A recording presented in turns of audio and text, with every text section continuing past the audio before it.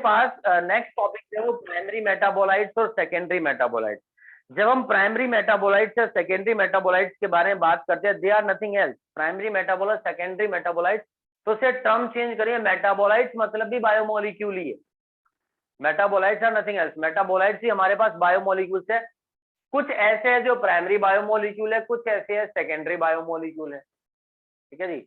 यानी कि कुछ ऐसे बायोमोलिक्यूल्स होते हैं जिनकी अगर कमी होती है, लैक होता है, तो इनका इंपैक्ट तुरंत दिख जाता है, वो प्राइमरी मेटाबोलाइट्स होते हैं। कुछ ऐसे हैं जिनकी कमी हो जाए, जिनके फंक्शन के बारे में पता भी नहीं चलता है, वो हमारे सेकेंडरी मेटाबोलाइट्स होते हैं। तो फैक्चुअल डाटा की बात है प्राइमरी मेटाबोलाइट्स के अंदर, यानी कि हम लोग क्या देखते हैं कि आइडेंटिफाइड,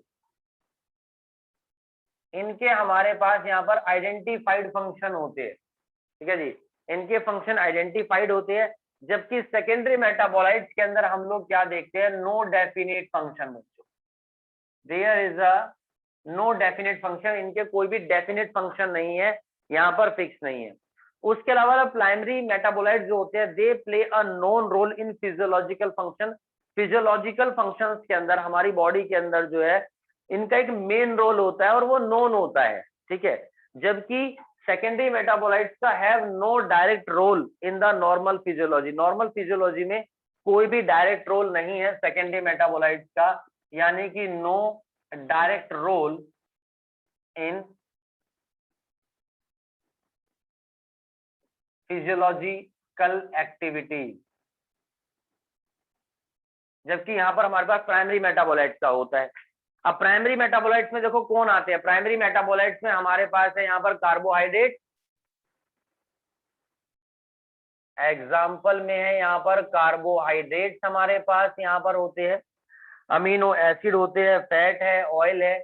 अब सोचिए कि अगर इनकी कमी हो जाए तो तुरंत इंपैक्ट यहाँ पर पड़ जाएगा जी, ठीक है जी, उसका इंपैक्ट हमारी बॉडी के अंदर तुरंत दिखाई देगा। And nitrogenous base also, so these are the primary metabolites. Secondary metabolites के अंदर आते हैं हमारे पास एल्कलॉइड है, रबर है,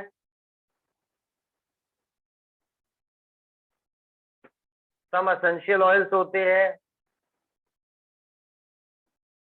एंटीबायोटिक्स होते हैं,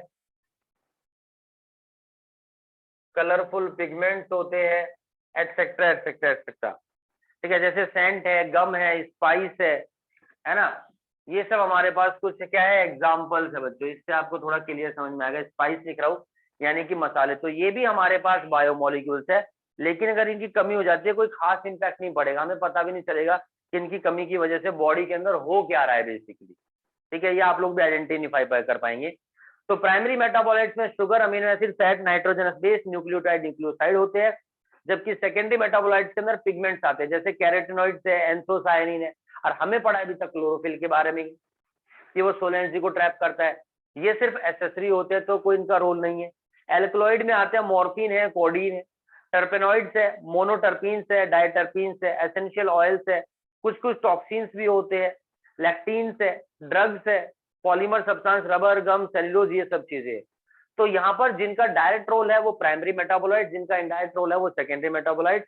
और यही हमारे पास क्या है बच्चों, यही हमारे पास बायोमोलिक्यूल्स है बेसिकली, प्राइमरी और सेकेंडरी। एक तो हम इस तरीके से कैटेगराइज करते हैं। एक बात हम लोग और करते हैं, मैं देखता हूं कि ये जो मॉलिक्यूल्स है, कुछ होते हैं मेरे पास bio macro molecules, bio macro molecules, और दूसरी तरफ है मेरे पास बायो माइक्रो मॉलिक्यूल्स, यानी कि जो हमारे को थोड़े से कम अमाउंट में चाहिए होते हैं। देखो बायो मैक्रो मॉलिक्यूल्स कौन से होते हैं, the bio molecules with molecular weight, जिनका मॉलिक्यूलर वेट होता है हमारे पास in the range of 10,000 dalton and above, जिनका जो वेट होता है वो 10,000 डाल्टन या उससे ज्यादा होता है, वो मेरे पास बायो मैक्रोमोलिक्यूल कहलाते हैं।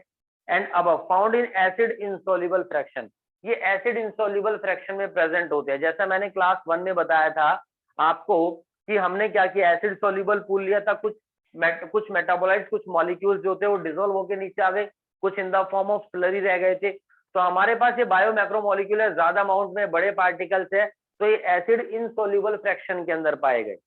लिपिड के बारे में इसके ऊपर जो क्वेश्चन आता है, ये बात आपको क्यों बता रहा हूँ, क्योंकि यहाँ पर एक क्वेश्चन लिपिड से पूछा जाता है। लिपिड मतलब fat molecule.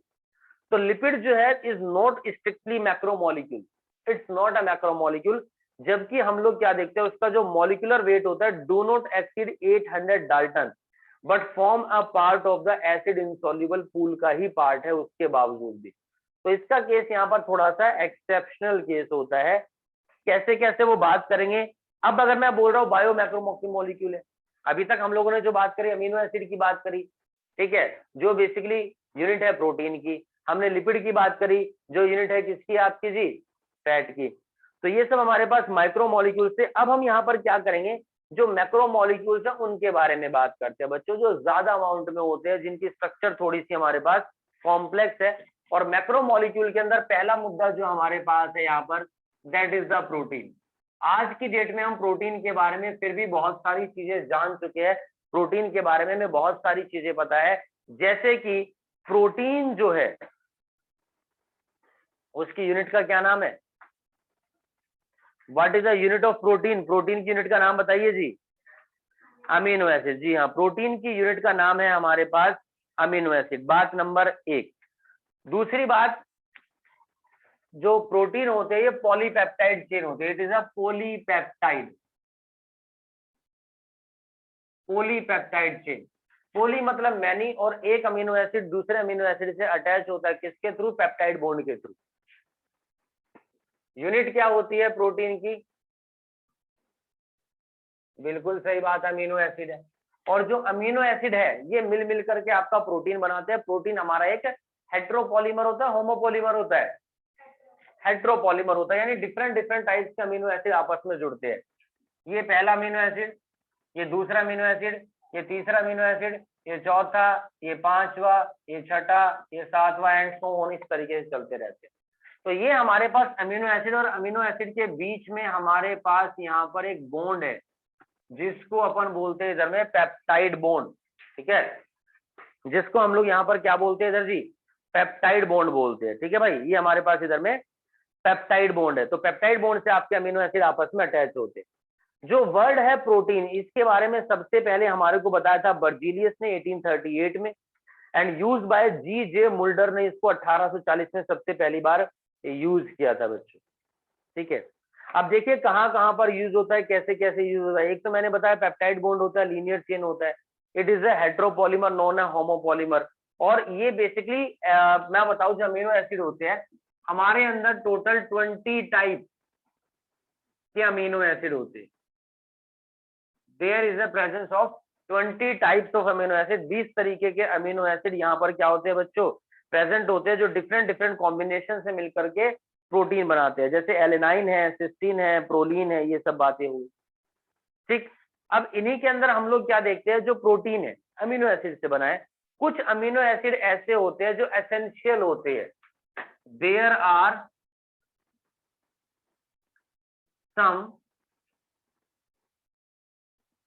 Essential amino acid. हमारे पास यहाँ पर क्या है बच्चों, कुछ तो हमारे पास इधर में एसेंशियल अमीनो एसिड है, ठीक है जी, there are some essential amino acid. Essential amino acid ये वो होते हैं those can't be synthesize in our body, जो इनकी हमारी बॉडी में सिंथेसिस नहीं होते, ये हमारे को बाहर से डिराइव करने ही करने पड़ते हैं विद द डाइट, डाइट के रिस्पेक्ट सप्लाइड थ्रू डाइट। तो एसेंशियल अमीनो एसिड जो हमारी बॉडी में नहीं बनते हैं, इनको हम डाइट के थ्रू डिराइव करते हैं, वो एसेंशियल अमीनो एसिड है। कुछ होते हैं non essential, our body can synthesize it from other sources. जो नॉन एसेंशियल है वो हमारी बॉडी यहाँ पर खुद बना रही है, ठीक है जी, वो हमारी बॉडी क्या कर रही है जी, खुद बना रही है, खुद सिंथेसाइज करे। कैसे, अरे हम फूड खाते नहीं, हमारी बॉडी में सेल नहीं है, सेल के अंदर मेटाबॉलिक एक्टिविटी चलती नहीं, फिर चलिए जी, एक बहुत ही popular question, what is the name of the most abundant protein in animal. Most abundant protein in animal, animals के अंदर भरपूर मात्रा में पाए जाने वाला प्रोटीन का नाम बताइए, बताइए जी, नो ऑप्शन।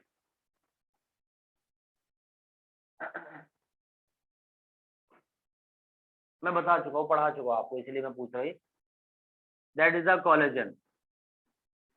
चैप्टर नंबर 7 में बताया था मैंने आपको, जो कोलेजन प्रोटीन होता है, it is the most abundant protein found in animals. ठीक है जी, कोलेजन फाइबर्स होते हैं जो प्रोटीन होते हैं, तो भरपूर मात्रा में एनिमल्स में सबसे ज्यादा पाया जाता है। एक क्वेश्चन आता है, what is the name of the protein most abundant protein in the whole biosphere, जो पूरे बायोस्फीयर में सबसे ज्यादा पाया जाता है,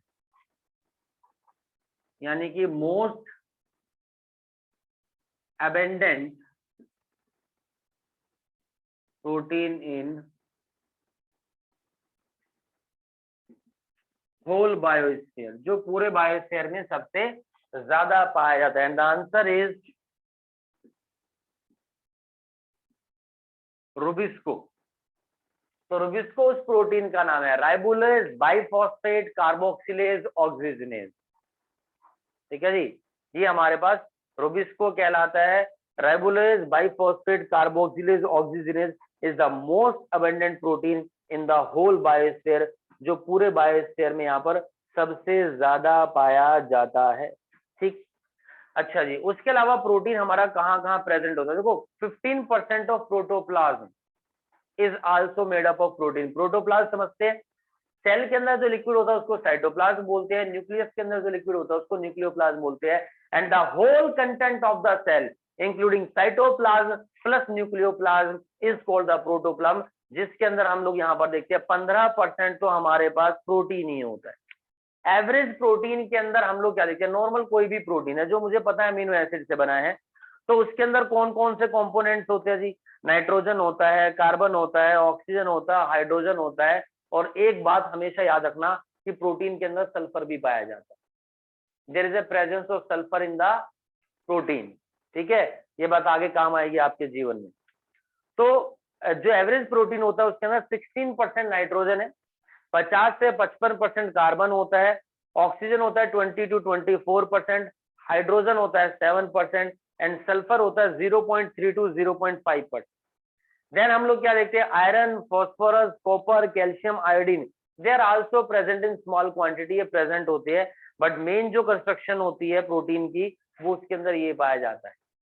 ठीक है जी, अच्छा अब देखिए यहाँ पर क्वेश्चन कहाँ से बनता है, क्वेश्चन आता है यहाँ पर प्रोटीन बताओ, प्रोटीन के फंक्शन बताओ। जैसे मैंने यहाँ पर लिख दिया सबसे पहले कोलेजन प्रोटीन। जब हम कह रहे हैं मोस्ट अबंडेंट प्रोटीन है, क्या फंक्शन होता है इसका? ये बेसिकली इंटरसेल्युलर ग्राउंड सब्सटेंस होता है।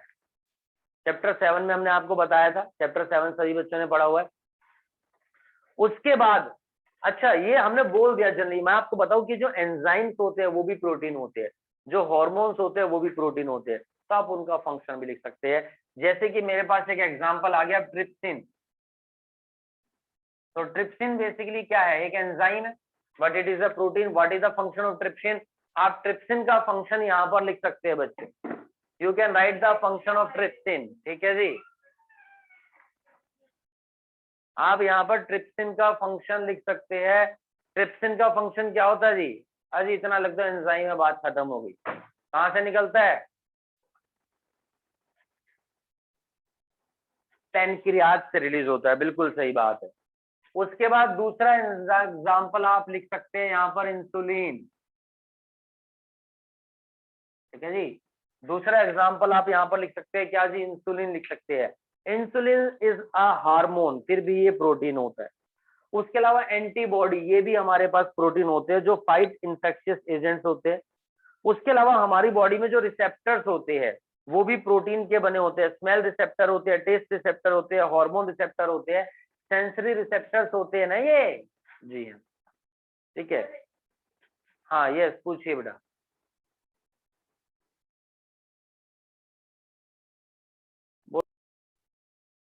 देखिए अब जब हम बात करते हैं यहाँ पर पॉलीसेकेराइड के बारे में, तो हम लोग यहाँ पर क्या देखते हैं, जो पॉलीसेकेराइड था उसके अंदर क्या होता है, जो एसिड इनसॉल्युबल प्लेट थी मेरे पास, there is a acid insoluble plate. एक तो जो चीजें डिजोल्व होकर के नीचे चली गई, हमने देखा उसके अंदर आपके अमीनो एसिड भी पाए गए थे, है ना, जिससे हमें पता चला था यही बायोमोलिक्यूल है, कार्बन था, हाइड्रोजन था, ऑक्सीजन था, नाइट्रोजन था। लेकिन हम देखते हैं जो एसिड इनसॉल्युबल प्लेट थी उसके अंदर यहाँ पर पॉलीसैकेराइड भी अवेलेबल है। It is also another class of macromolecule, ये भी एक मैक्रोमोलिक्यूल की ही कहानी। ठीक है जी, ये भी हमारे पास क्या है बच्चों, मैक्रोमोलिक्यूल है। पॉलीसैकेराइड होते क्या है, these are the long chain of sugar. Polysaccharide are the long chain of sugar, ये शुगर की लॉन्ग चेन होती है। तो इसका मतलब ऑब्वियस सी बात है पॉलीमर है। इसका मतलब ऑब्वियस सी बात है क्या है बच्चों, यहाँ पर हमारे पास इट इज अ पॉलीमर। अब हमारे पास यहाँ पर जो शुगर होती है काफी कैटेगरी होती है इनकी जो, ठीक है जी। हमारे पास जो यहाँ पर पॉलीसैकेराइड है उनकी काफी कैटेगरी है। बेसिकली बात करते हैं सबसे पहले इसी के अंदर सेल्यूलोज की, ठीक है। सेल्यूलोज के बारे में बात करते हैं। तो सेल्यूलोज बेसिकली है क्या, सेल्यूलोज इज अ होमोपॉलीमर।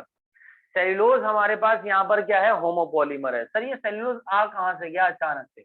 अरे भैया सुनिए, देखिए मैंने बोला यहाँ पर पॉलीसैकेराइड के बारे में।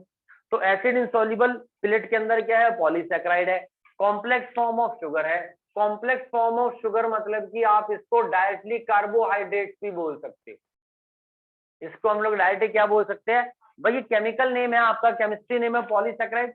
जैसे मोनोसैकेराइड, डाइसैकेराइड होती है हमारे पास, ठीक है। अब जैसे अगर मैं बात करता हूँ किस चीज के बारे में, जैसे स्टार्च है, तो स्टार्च क्या है हमारे पास, पॉलीसैकेराइड है। इसकी सिंपल फॉर्म क्या है, माल्टोज है जो मोनोसैकेराइड है, ठीक है। Starch is also form of sugar, we know that very well. चलिए, तो हमारे पास पॉलीसैकेराइड क्या है, कार्बोहाइड्रेट है। It is another class of macromolecule. और long chain of polymer of monosaccharide, monosaccharide की छोटी छोटी छोटी यूनिट होगी। ये देखिए, ये मेरे पास मोनोसैकेराइड, ये मेरे पास मोनोसैकेराइड, ये मेरे पास मोनोसैकेराइड, ये मेरे पास मोनोसैकेराइड। तो मिल मिलके इन्होंने क्या बना दिया, लॉन्ग चेन बना दी। किस चीज की जी, पॉलीसैकेराइड की। यानी मोनोसैकेराइड मोनोसैकेराइड मोनोसैकेराइड मिल मिलके क्या बना दिया, यहाँ पर पॉलीसैकेराइड बना दिया। तो we have two types of monopolysaccharide. हमारे पास दो टाइप के मोनोपॉलीसैकेराइड होते हैं, जिसमें से एक है मेरे पास सेल्यूलोज, ठीक है जी, एक है मेरे पास सेल्यूलोज और दूसरा है मेरे पास यहाँ पर स्टार्च, ठीक है जी। एक मेरे पास सेल्यूलोज है, एक मेरे पास स्टार्च है। और ये ऐसे ऐसे ऐसे हमारे पास मोनोसैकेराइड है, यानी कि आपका पॉलीसैकेराइड, मैं बोल रहा हूँ कॉम्प्लेक्स फॉर्म ऑफ शुगर, ये वर्ड बार बार आ रहा है। तो ये दोनों के दोनों अगर मैं बोल रहा हूँ होमोपॉलीमर है, यानी इनकी जो मोनोसैकेराइड होगी वो हमारे पास सेम टाइप ऑफ ग्लूकोज होंगे। Same type of glucose molecule मिलकर के यहाँ पर क्या बनाते हैं जी, हमारे पास ये बना देते हैं। यानी ग्लूकोज मोनोमर, ये सेम है, glucose monomer glucose monomer glucose monomer glucose monomer. और हमारे पास क्या बना है जी, यहाँ पर सेल्यूलोज और स्टार्च बना है, ठीक है जी। Polysaccharide basically long chain of sugar है, ठीक है। पॉलीसैकेराइड है लॉन्ग चेन ऑफ शुगर। तो जिसमें हमारे पास होमोपॉलीमर के एग्जांपल कौन कौन से है, सेल्यूलोज है, स्टार्च है। इसी तरीके से हमारे पास हम देखते हैं कि हेट्रोपॉलीमर भी होते हैं, जिसका एग्जांपल है काइटिन। तो काइटिन इज अ हेट्रोपॉलीमर भाई। काइटिन हमारे पास क्या हो गया इधर में, काइटिन हमारे पास इधर में हेट्रोपॉलीमर हो गया, ठीक है जी।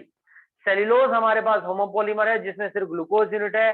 स्टार्च इसी की एक वेरिएंट है होमोपॉलीमर की, जिसके अंदर ग्लूकोज है जो एनर्जी स्टोर करके रखता है। काइटिन हमारे पास एक हेट्रोपॉलीमर होता है। और एक एग्जांपल और बताते हैं आपका होमोपॉलीमर का ही, that is the glycogen, that is the glycogen. दूसरा हमारे पास एक और एग्जांपल आ गया यहाँ पर, ग्लाइकोजन। और ग्लाइकोजन इज अनदर होमोपॉलीमर। इसके बारे में बात ये है कि ये प्रेजेंट होता है किसके अंदर बच्चों, इन एनिमल्स के अंदर। It is present in animals, it is present in animals, it is present in animals, ठीक। उसके अलावा इंसुलिन के बारे में बात करते हैं। इंसुलिन जो है वो शुगर के रेट को यहाँ पर क्या करता है, रेगुलेट करता है। मजेदार बात क्या है कि इंसुलिन भी हमारे पास एक तरीके की पॉलीसैकेराइड है,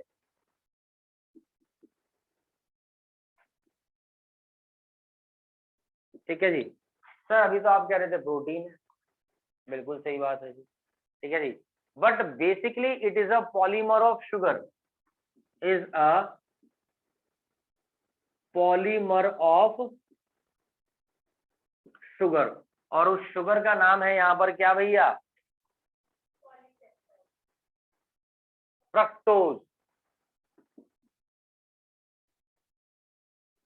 तो fructose is also a type of A sugar. तो इनकी यूनिट से मिलकर के, इनके यूनिट मोनोमर मोनोमर मिलकर पूरा पॉलीमर बना दिया, और वही मेरा यहाँ पर क्या कहलाता है जी, इंसुलिन कहलाता है बेसिकली।